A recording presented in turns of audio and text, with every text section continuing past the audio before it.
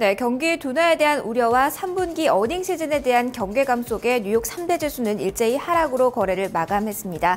특히 기술주의 낙폭이 컸는데요. 기술주 중심의 나스닥 지수가 1.52% 하락하면서 3대 지수 가운데 가장 큰 폭으로 조정을 받았습니다. 나스닥 지수에서 20% 비중을 차지하는 애플의 약세가 이어지고 있다는 점 상당히 투자 심리를 위축시키는 요인으로 지목되고 있는데요. 0.36% 하락으로 이날 거래를 마감했습니다. 이날 장중에 623달러 선까지 내려앉기도 했었는데요. 지난달 19일 고점 만들어낸 그 시기와 비교하면 10% 이상 밀린 부분에서 현재 움직임이 나오고 있습니다.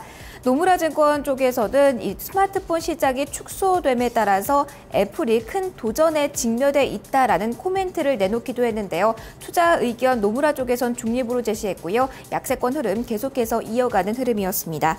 인텔 역시 이날 하락으로 마감했습니다. 투자 의견을 번스타인 쪽에서 하향 조정한 영향을 받았고요. 마이크로소프트 역시 이날 하락, 마이크로 테크놀로지도 1.57% 하락으로 거래 마감했습니다.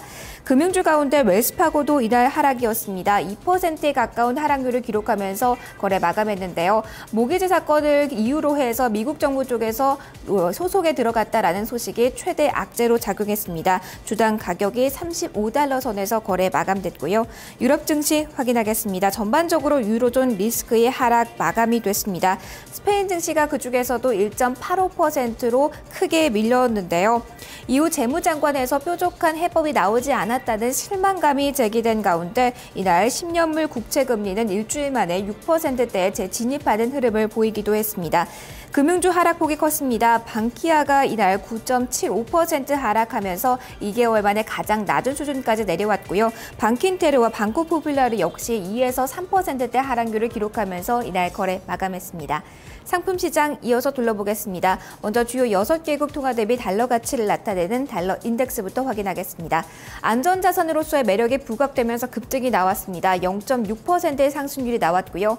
미국채 10년물은 하락했습니다. 1.4%대의 하락률을 기록하면서 거래 마감했습니다. 유가로 이어가 보겠습니다. 양대 WTI와 브렌트유 모두 급등이 나왔습니다. 중동발 불안감 속에 현재 이 WTI가 3%대 상승률을 기록하면서 거래 마감됐고요. 금값 확인하겠습니다.